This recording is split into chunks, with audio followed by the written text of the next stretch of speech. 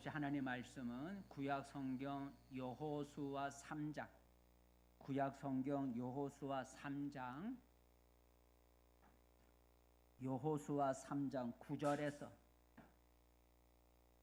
9절에서 13절까지만 보겠습니다.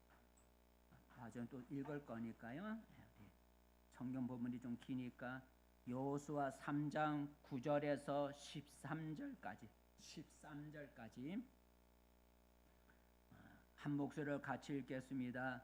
여호수아가 이스라엘 자손에게 이르되 이리 와서 너희의 하나님 여호와의 말씀을 들으라 하고 또 말하되 살아계신 하나님이 너희 가운데에 계시사 가나안 족속과 헷 족속과 히 족속과 브리스 족속과 기르가스 족속과 아모리 족속과 여부스 족속을 너희 앞에서 반드시 쫓아내실 줄을 이것으로서 너희가 알리라. 보라, 온 땅에 주의 언약궤가 너희 앞에서 요단을 건너가나니 이제 이스라엘 지파 중에서 각 지파에 한 사람씩 12명을 택하라. 온 땅에 주 여호와의 궤를 맨 제사장들의 발바닥이 요단물을 밟고 멈추면 요단물 곧 이에서부터 흘러내리던 물이 끊어지고 한 곳에 쌓여 서리라. 아멘. 할렐루야. 네, 복된 자리에 잘 오셨습니다.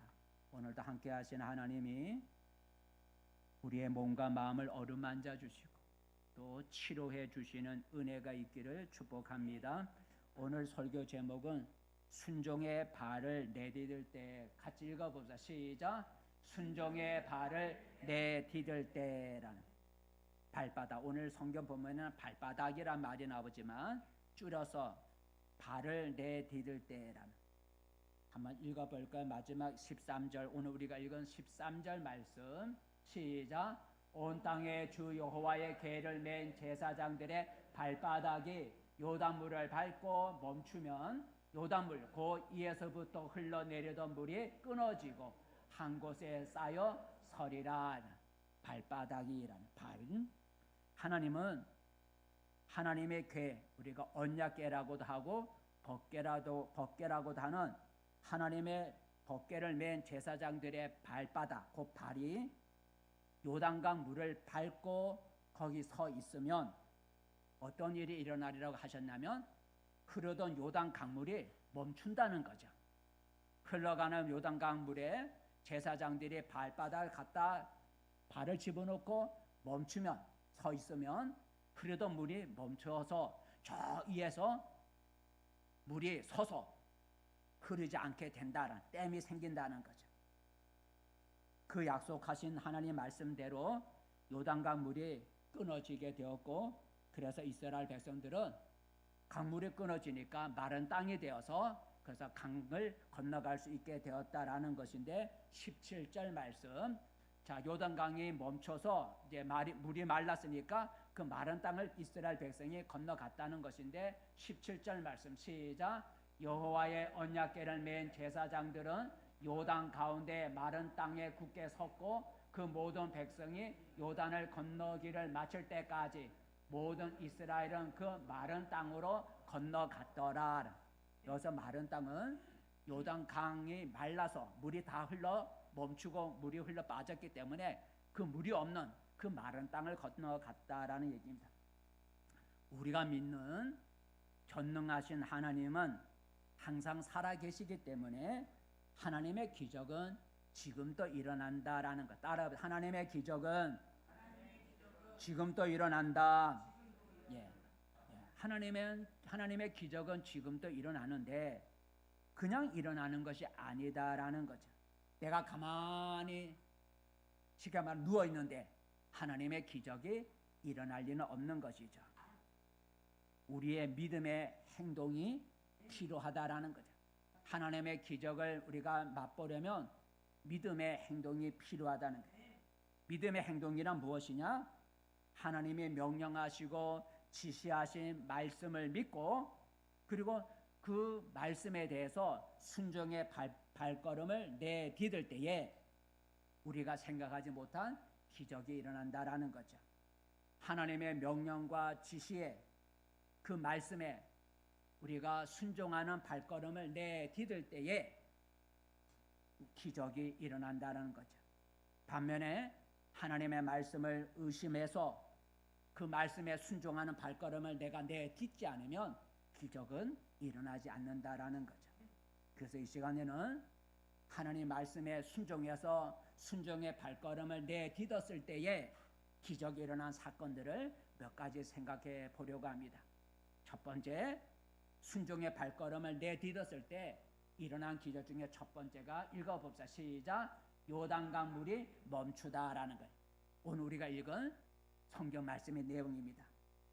애굽에서 탈출한 이스라엘 백성이 광야, 사람이 살기 힘든 광야에서 40년을 지내고 이제 마침내 하나님이 주시기로 약속한 가나안 땅의 목전에, 가나안 땅이 보이는 그 목전에 이제 이르게 되었어요. 그런데 가나안 땅에 들어가는 그 마지막 순간에 가나안 땅에 들어가지 못하게 하는 장애물이 하나 생겼는데 그것이 바로 무엇이냐면 요단강이다라는 거죠. 요단강.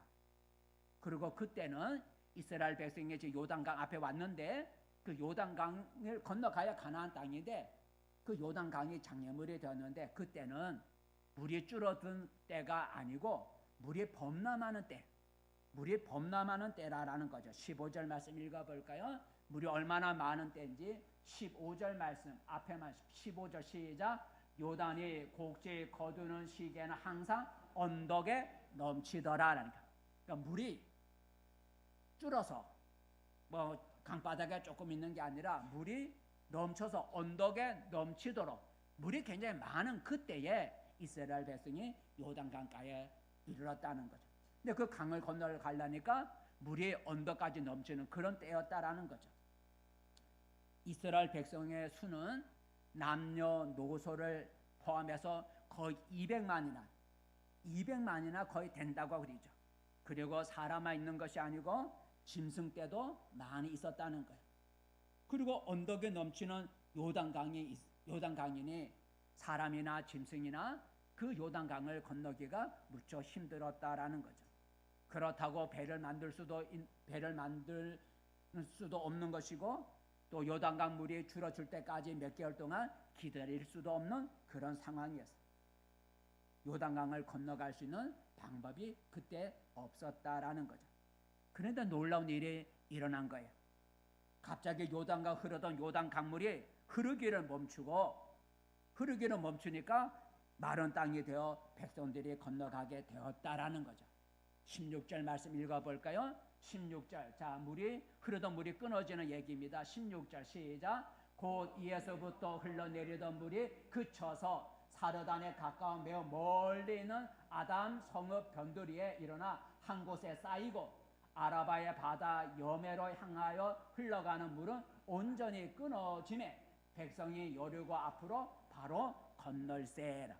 요단강을 건넜다는 물이 끊어져서 흐르던 물이 멈추고 그 저 위에 물이 댐이 생겨갖고 갑자기 댐같이 물이 댐 실제 댐은 아니지만 물이 저 위에서부터 멈춰서 흐르지 않고 내려오지 않고 그 흐르던 물은 다 빠져서 그래서 이스라엘 백성들이 요단강을 건널 수 있게 되었다라는 거죠. 여러분 어떻게 언덕까지 넘치던 그 강물이 흐르기를 멈추고 마른 땅이 될 수 있었을까? 이스라엘 백성들이 강에다가 댐을 만든 것도 아닙니다. 또 물이 넘치는 때이기 때문에 댐을 세울 수도 없어요. 그것은 사람이 행한 것이 아니라 하나님의 행하신 기적이었다라는 거죠. 하나님은 이스라엘의 제사장들이 하나님의 언약궤를 메고 발바닥으로 흐르는 요단강을 밟으면 물이 멈출 것이라고 말씀하셨어요. 아까 처음에 우리가 읽었는데 법궤를 맨 제사장들의 발바닥이 흐르는 강을 밟으면 물이 멈춘다 그랬어요. 한번 읽어볼까요? 13절 말씀 시작. 온 땅의 주 여호와의 궤를 맨 제사장들의 발바닥이 요단물을 밟고 멈추면 요단물 곧 이에서부터 흘러내리던 물이 끊어지고 한 곳에 쌓여 서리라 그랬어요. 이 말씀은 사람의 머리로는 믿을 수 없는 일이죠. 어떻게 발바닥으로 흐르는 물을 밟고 있으면 흐르던 물이 멈출 수가 있을까요? 그 사람으로는 있을 수 없는 거죠. 흐르는 물에 우리 발을 집어넣는다고 여러분 흐르는 물이 멈추겠어요? 그건 사람의 머리로는 믿을 수 없는 일이에요. 오히려 그때가 언덕까지 물이 흘러 넘치는 때이기 때문에 괜히 발바닥 잘못 집어넣었다가는 물에 빠질 수도 있어요. 사람의 발로는 결코 흐르는 강물을 멈출 수가 없는 것이죠. 그런데 제사장들이 하나님의 말씀을 믿고 발바닥에 요단 강물을 밟으면 멈춰 선다고 하는 하나님의 말씀을 믿고 벗개를 메고 제사장들이 요단물을 발로 밟았을 때 어떤 일이 일어났느냐?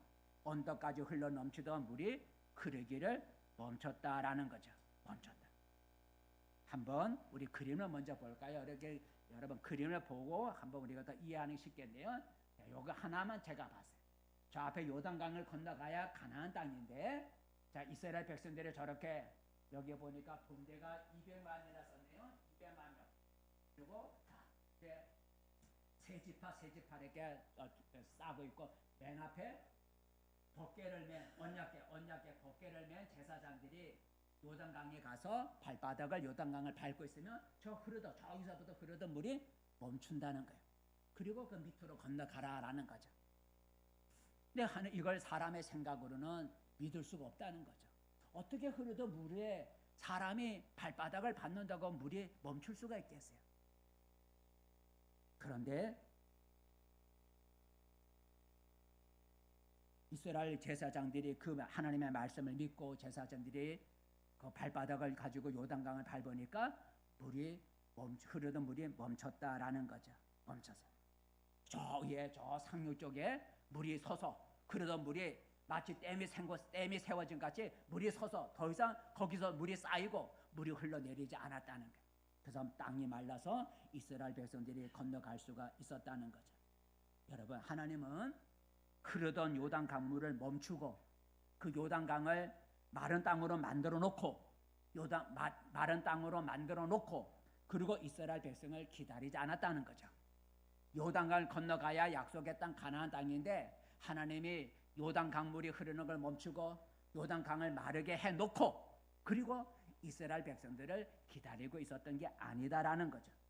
하나님은 이스라엘 백성이 하나님의 하신 말씀을 믿고 그대로 하나님이 말씀하신 대로 하나님이 하라고 하신 그 말씀대로 순종하는지를 하나님은 보기를 원하셨던 거예요. 그리고 이스라엘 백성이 하나님의 말씀을 믿고 순종의 발걸음을 내디딜 때에 하나님이 기적을 행하셨다는 거예요. 먼저 요단 강물을 말려놓고 이스라엘 백성을 기다린 게 아니라 하나님이 밟으면 요단 강물이 흐르는 것이 멈출 것이라고 하나님 말씀을 해놓고 그 말씀에 순종하는지 순종의 발걸음을 내딛는지 그걸 하나님은 보기를 원하셨던 거예요. 만약에 벗개를 맨 제사장들이 언덕까지 흘러 넘치는 물만 보고 요단강의 물을 밟고자 발을 내딛지 않았더라면 요단강은 멈추지를 않았을 것입니다. 하지만 제사장들이 하나님의 말씀에 순종해서 발을 내딛었을 때에 흐르는 물이 멈추는 기적이 일어난 것입니다. 이처럼 하나님은 우리가 하나님의 말씀을 믿고 순종의 발걸음을 내딛을 때에 우리가 생각하지 못하는 기적을 하나님이 행하신다는 거예요. 우리 눈에 보이는 환경만 보거나 우리의 머리로 계산만 하면 하나님의 기적은 일어나지 않는다라는 거죠. 두 번째, 우리가 하나님 말씀에 순종해서 발걸음을 내딜 때에 기적이 일어난 사건은 어떤 것이 있을까? 두 번째 읽어봅시다. 시작. 여리고 성이 무너지다라는 거예요. 자, 이렇게 해서 요단강 이스라엘 백성들이 요단강을 건너서 약속의 가나안 땅에 딱 들어왔는데 강을 건너자마자 이스라엘 백성들을 딱 가로막는 것이 하나 있었다는 거예요. 그게 바로 성이라는 거죠. 여리고 성이 요단강을 건넌 이스라엘 백성들 앞에 딱 견고한 여리고 성이 그들의 그 앞으로 가는 진행을 가로막고 있는 거예요. 그 여리고 성은 크고 그 성벽이 굉장히 견고한, 그래서 쉽게 함락할 수 없는 그 성이 바로 여리고 성이다라는 거죠. 더욱이 요단강을 건너온 이스라엘 백성은 성벽, 그 견고한 여리고 성벽을 무너뜨릴 만한 그런 무기가 없는 거예요. 그래서 견고한 성벽 안에 있는 군인과 그 여리고 사람들과 성 밖에 있는 이스라엘 백성이 전투를 하면 이스라엘 백성이 패할 수밖에 없는 거예요. 그렇다고 싸우지 않고 여리고 성을 남겨놓고 옆으로 돌아서 지나간다 해도 뒤에가 적이 있기 때문에 찜찜한 거예요. 그런데 놀라운 일이 일어났어요. 견고한 여리고 성벽이 갑자기 저절로 무너진 거예요. 견고한 여리고 성벽이 저절로 무너졌다는 거예요. 그래서 이스라엘 백성은 성벽이 무너지니까 이스라엘 백성들은 여리고 성 안에 들어가 그 성을 점령할 수 있게 되었다라는 거죠. 한번 성경 말씀 읽어볼까요? 여호수아 6장 20절 시작. 이에 백성은 외치고 제사장들은 나팔을 불매 백성이 나팔 소리를 들을 때에 크게 소리질러 외치니 성벽이 무너져 내린지라. 백성이 각기 앞으로 나아가 그 성에 들어가서 그 성을 점령하고 그랬어요. 성벽이 무너졌다는 거예요. 여러분, 어떻게 견고한 그 여리고 성벽이, 그 두꺼운 그 성벽이 어떻게 무너질 수 있었을까? 이스라엘 백성들이 공격을 해서 성벽을 무너뜨린 것이 아니죠. 누가 행한 거예요? 하나님이 행하신 기적이었어요. 하나님은 이스라엘 백성에게 제사장들이 아까 요단강을 건널 때처럼 제사장들이 법궤를 메고 나팔을 불면서 하루에 한 바퀴씩 6일 동안 그 여리고 성을 도르라는 거예요. 나팔을 불면서 군인들이 그 여리고 성을 하루에 한 바퀴씩 6일 동안 도르라는 거예요. 그리고 7일째는 7째 날에는 하루에 7번을 도르라는 거예요. 나팔을 불면서. 그리고 7바퀴를 다 돈 후에 제사장들이 나팔을 빰빰 하고 불면 모든 백성들이 함성을 지르라는 거예요. 그러면 성벽이 무너지리라 하고 하나님이 말씀하셨어요. 한번 읽어볼까요? 6장 2절 말씀. 자, 2절 말씀. 6장 2절 말씀 시작. 여호와께서 여호수아에게 이르시되 보라, 내가 여리고와 그 왕과 용사들을 내 손에 넘겨 주었으니 너희 모든 군사는 그 성을 둘러 성 주위를 매일 한 번씩 돌되 6일 동안을 그리하라. 그리고 넘어가서 시작. 제사장 7은 7 양각 나팔을 잡고 언약궤 앞에서 나아갈 것이요 7째 날에는 그 성을 7번 돌며 그 제사장들은 나팔을 불 것이며 5절 제사장들이 양각 나팔을 길게 불어 그 나팔 소리가 너희에게 들릴 때는 백성은 다 큰 소리로 외쳐 부를 것이라. 그리하면 그 성벽이 무너져 내리리니 백성은 각기 앞으로 올라갈지니라 하시매라는 그 견고한 여리고 성벽이 무너지는 방법을 하나님 말씀하셨는데 하루에 한 바퀴씩 성 주위를 돌고 7자 내리는 7번을 돌고 나팔을 불면 그때 온 백성이 함성을 지르면 그 견고한 성벽이 무너져 내린다는 거예요. 이 말씀은 사람의 머리로는 믿을 수가 없는 일이죠. 여러분, 어떻게 7 동안 나팔을 불며 성을 돌고 사람들이 함성을 지른다고 여러분 견고한 성벽, 돌과 흙으로 된 성벽이 무너질 수가 있겠어요? 여러분, 아무리 허름한 여러분 조립식 나무판으로 된 그런 허름한 벽도 그 허름한 벽을 돌며 나팔을 소리를 지른다고 해서 여러분 나무로 된 조립식으로 된 벽이 무너지나요? 결코 무너지지 않습니다. 그런데 이스라엘 백성들이 하나님의 그 약속의 말씀을 믿고 나팔을 불며 7일 동안 여리고 성을 돌고 마지막에 온 백성이 함성을 와 하고 지르니까 그 성벽이 저절로 무너졌다는 거예요. 사람이 손대에 되지 않았는데 저절로 성벽이 무너져 내렸다는 거예요. 다시 한번 읽어볼까요? 20절 마저 우리가 처음에 읽었던 20절 말씀 시작. 이에 백성은 외치고 제사장들은 나팔을 불매 백성이 나팔 소리를 들을 때 크게 소리를 질러 외치니 성벽이 무너져 내린지라. 내린지라.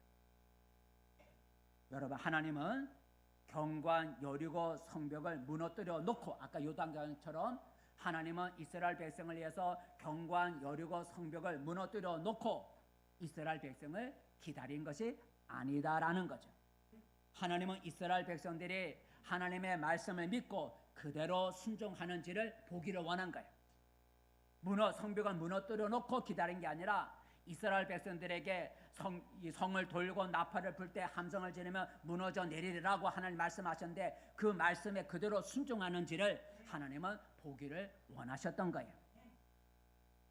그래서 이스라엘 백성이 하나님의 그 말씀을 믿고 순종의 발걸음을 내디뎌 여리고 성을 돌 때에 그 성벽이 내려앉았다는 거예요. 만약에 이스라엘 백성들이 경관 여리고 성벽만 보고 성 주위를 도는 발을 내딛지 않았더라면 그 성벽은 무너지지 않았을 것이다라는 거죠.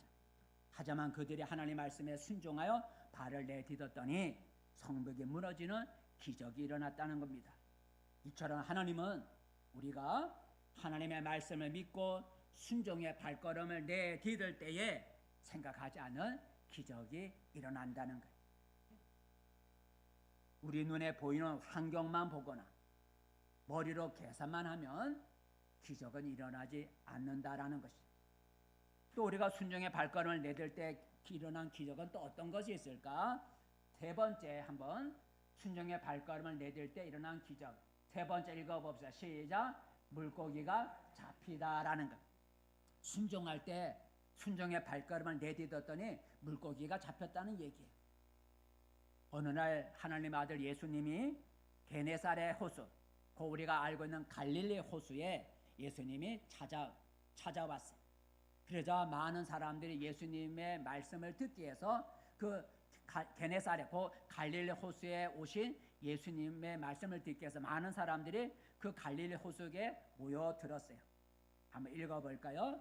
자, 갈릴리 호수에 사람들이 예수님이 오셨고 사람들이 몰려왔다는 얘기 1절만 읽어보겠습니다. 시작. 무리가 몰려와서 하나님의 말씀을 들을 때 예수는 게네사렛 호숫가에 서서, 게네사렛 호수는 우리가 아는 갈릴리 호수를 말하는 거예요. 그때 그 해변가에 호숫가에 배 두 척이 있었다는 거예요. 배 두 척. 한번 읽어볼까요? 2절 말씀 시작. 호숫가에 배 두 척이 있는 것을 보시니 어부들은 배에서 나와서 그물을 씻는지라 그랬어요. 배 두 척이 있었다는 거예요. 어부들이 그물을 씻고 있었다는 거죠.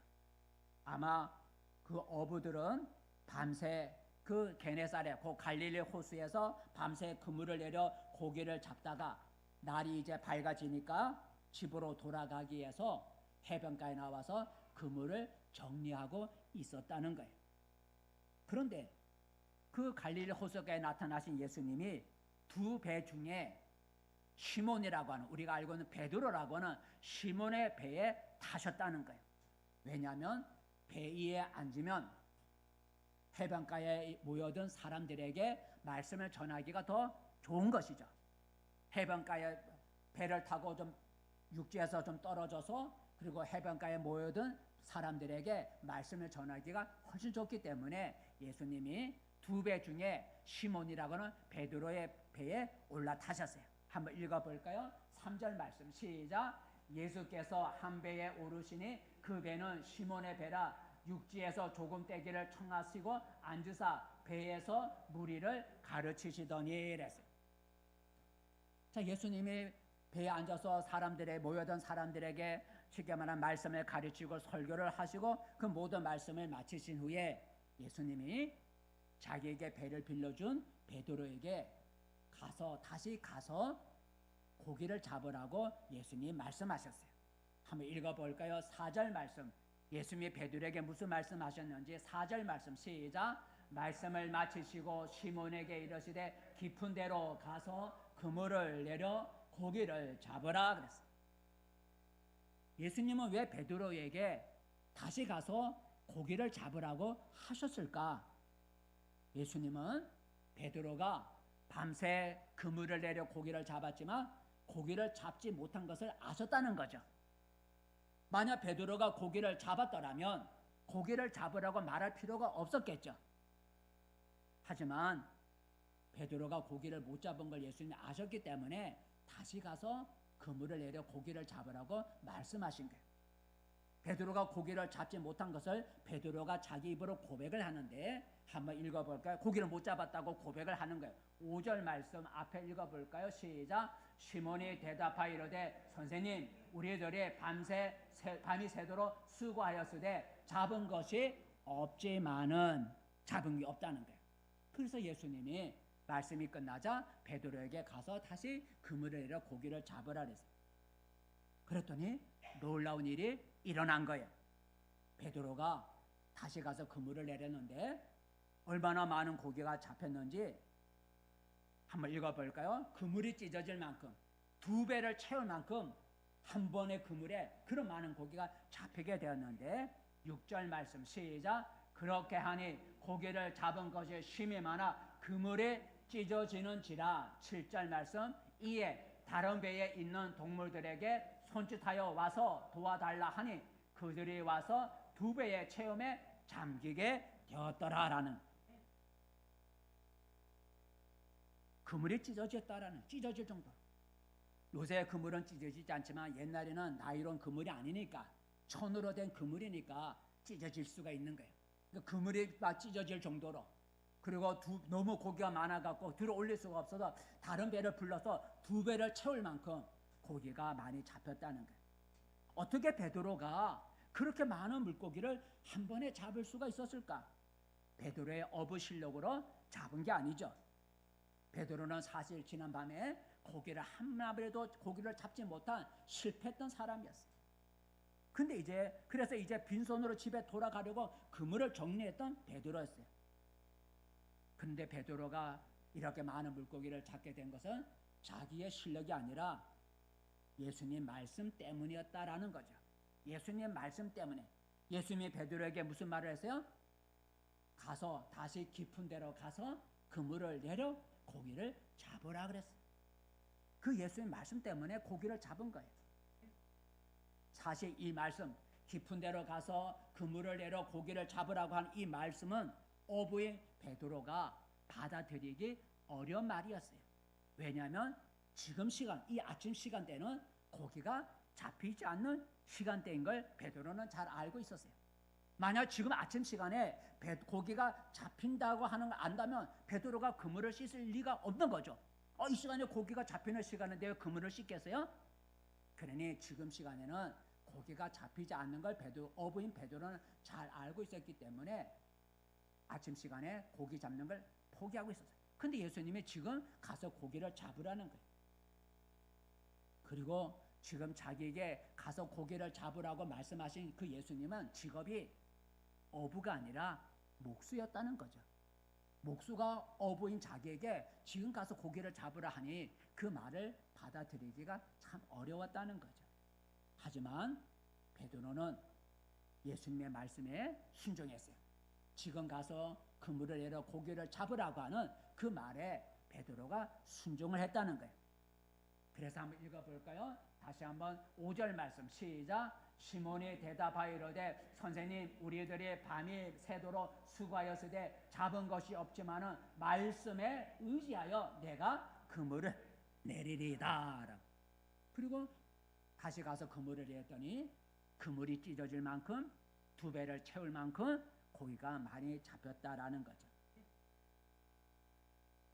만약 베드로가 자기 어부의 경험만 믿고 물고기를 잡고자 발을 내딛지 않았다면 고기를 잡는 일은 일어나지 않았겠죠.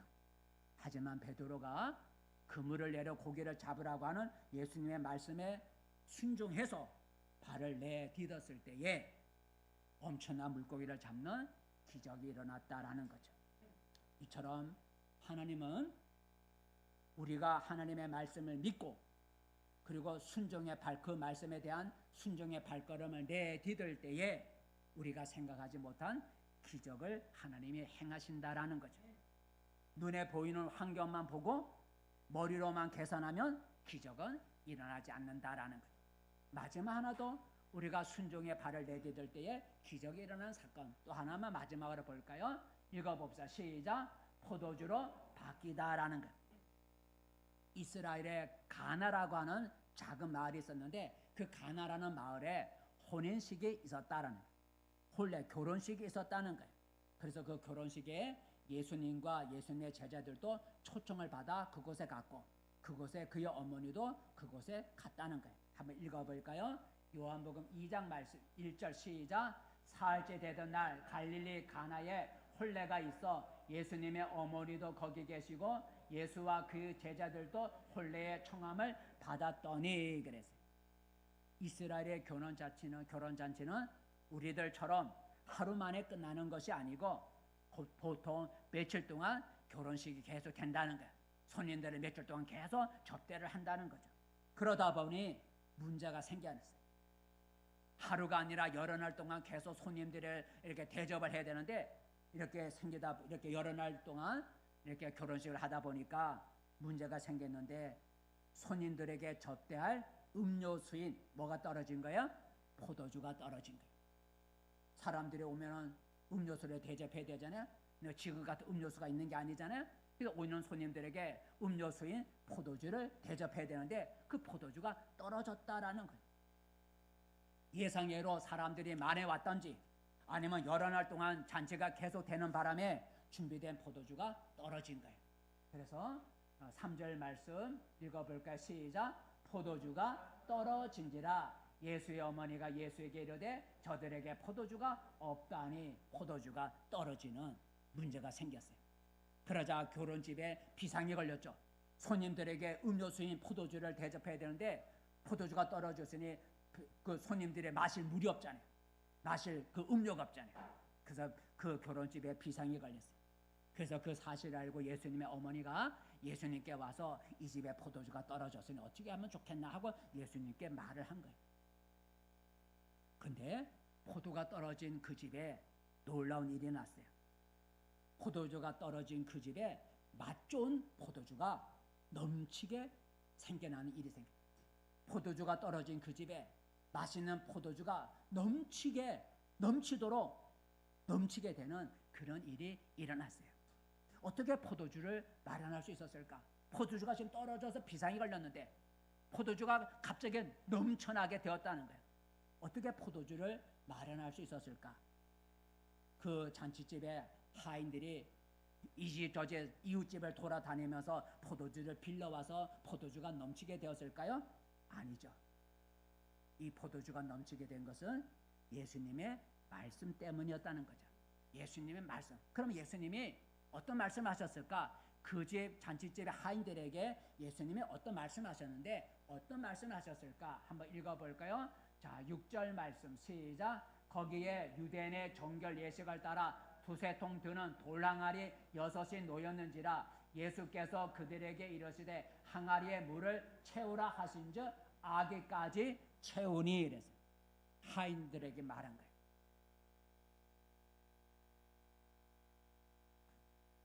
예수님은 하인들에게 저 다른 마을 어느 집에 가면 포도주가 거기 있으니까 가져와라, 빌려와라 하고 예수님이 어디에 가면 포도주가 있을 것이라고 말씀하지 않고 그 잔치집에 있는 돌항아리 몇 개가 있었다고요? 그 잔치집에 돌항아리 6개가 있는데 그 6개 돌항아리에다 뭘 채우라고요? 물을 채우라고 말씀하신 거예요. 그리고 왜 항아리에다 물을 채워야 하는지 그 이유도 예수님 말씀하지 않았어요. 야, 항아리에 물 채우면 포도주로 바꿔줘. 얼른 갖다 채워. 그렇게 말했다면 하인들이 기분 좋게 물을 채웠겠지만 그 이유도 말하지 않고 포도주가 필요한 그 시간에 항아리에 물을 갖다 부으라고 하인들에게 예수님이 말씀하셨어요. 그러니 그 말, 항아리에 물을 채우라고 한 그 예수님의 말은 하인들이 받아들이기가 어려운 말이다라는 거죠. 왜냐하면 지금은 포도주를 구해야 할 때지 항아리에다 물을 부을 때가 아니잖아요. 지금은 포도주를 찾아 구해야 할 때이지 항아리에다가 물을 갖다 부을 때가 아닌데 예수님은 포도주가 아니라 항아리에다 물을 갖다 부으라는 거예요. 그리고 여러분 포도주에 항아리에다 물을 갖다 붓는 것도 쉽지 않아요. 지금 같으면 수도꼭지 탁 틀면 물이 나오지만 옛날에는 그 마을에 우물이 하나밖에 없는 거예요. 그 우물이 어디에 있는지 모르지만 우물이 있는 그곳에 가서 하인들이 그리고 물을 짊어지고 와갖고 항아리에다 물을 갖다 부어야 되는 거예요. 수도꼭지처럼 금방 채우는 거 아니에요. 그 마을의 공동으로 쓰는 우물에 가갖고 물을 길러다가 항아리에다 갖다 부어야 되는 거예요. 근데 그 항아리가 몇 개나 있었다고요? 6개나 있었다는 거예요. 그러니 하인들이 기분 나쁘다면서 뭐 3개, 4개, 한 절반 정도면 물을 채우고 안 부을 수도 있어요. 왜냐하면 항아리에다 물을 채우라 했지 다 채워라고 예수님 말씀하지 않았거든요. 그런데 하인들이 순종해서 항아리에 물을 채우라고 하는 예수님 말씀에 순종해서 3-4개가 아니라 6개를 다 채웠는데 어디까지 채웠다고요? 아기까지, 위에 입구까지 물로 흘러 넘치더라. 아마 기분 나빠서 화가 나서 그런지 모르지만 아구까지 하인들이 갖다 물을 갖다 채웠다는 거예요. 하인들이 예수님 말씀에 그대로 순종했더니 어떤 일이 일어났어요? 6개의 항아리의 물이 뭘로 바뀌었다고요? 포도주로 바뀌었다는 거예요. 그러자 예수님이 하인들에게 그 항아리의 물을 갖다 준 포도주죠.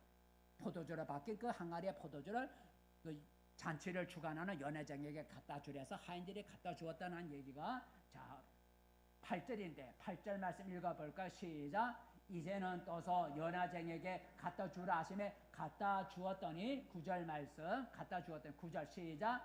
연회장은 물로 된 포도주를 맛보고도 어디서 났는지 알지 못하되 물돈 하인들은 알더라라는 물을 채웠는데 그 물이 포도주로 바뀌었다라는 거죠. 만약 하인들이 예수님 말씀 항아리에 물을 갖다 부으라고 하는 예수님 말씀을 거부해서 항아리에 물을 붓는 그 발을 내딛지 않았더라면 물이 포도주로 바뀌는 일은 일어나지 않았겠죠. 하지만 하인들이 항아리에 물을 갖다 부으라고 하던 예수님 말씀에 순종해서 순종의 발걸음을 내딛었을 때에 항아리의 물이 포도주로 바뀌는 기적이 일어난 거예요. 이처럼 하나님은 우리가 하나님의 말씀을 믿고 순종의 발을 내딛을 때에 우리가 생각하지 못한 기적을 하나님이 일으키신다라는 거죠.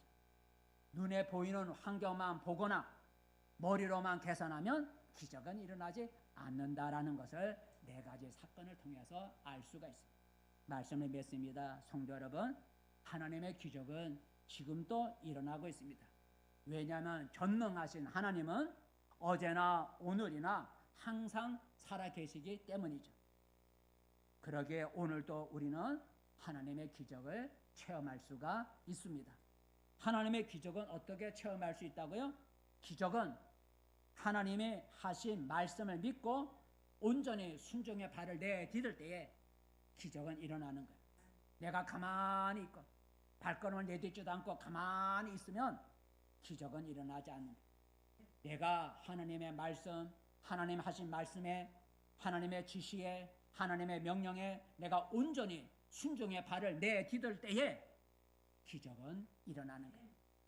성도 여러분, 이제 이후로 하나님의 말씀을 믿고 그 말씀에 순종의 발을 내딛음으로써 여러분 삶 속에도 하나님의 기적이 일어나기를 축복합니다. 기도하겠습니다. 은혜로우신 하나님 아버지, 오늘 우리 4가지 사건을 통해서 사람이 할 수 없는 기적이 일어난 걸 볼 수가 있습니다. 그 기적은 사람이 행한 것이 아니라 하나님과 하나님 아들 예수님이 행한 것을 볼 수가 있습니다. 그 기적은 오늘도 우리 가운데 일어날 수가 있는 줄로 믿습니다. 어떻게 하면 오늘도 우리가 하나님의 놀라운 기적을 경험할 수 있을까? 하나님의 하신 말씀에, 하나님의 명령에, 하나님의 지시에 우리가 온전히 순종하는 발걸음을 내딛을 때에 그 순종하는 발걸음을 통해서 하나님은 놀라운 기적을 행하여 주실 줄로 믿습니다. 우리 성도들도 하나님의 말씀에 온전히 순종하여 순종의 발걸음을 내딛어 하나님의 약속하신 그 놀라운 기적을 경험하는 우리 성도들이 되게 도와주시옵소서. 예수님의 이름으로 기도합니다. 아멘. 찬송가